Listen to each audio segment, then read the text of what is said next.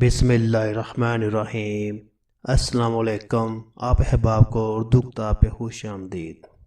دین الہی کے حالق مغل فرمانروا شہنشاہ جلال الدین اکبر کے بارے میں مشہور ہے کہ اس نے اسلام کا تشخص اس بری طرح خراب کر دیا تھا کہ حضرت مجدد الف ثانی کو اس کے کافرانہ عقائد کے خلاف برسوں جدوجہد کرنی پڑی۔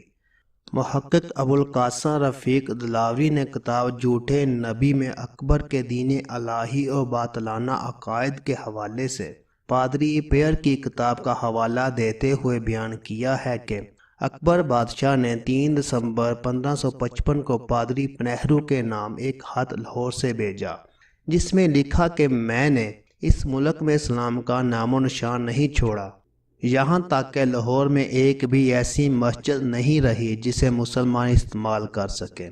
تمام مسجدیں میرے حکم سے گودام بنا دی گئیں۔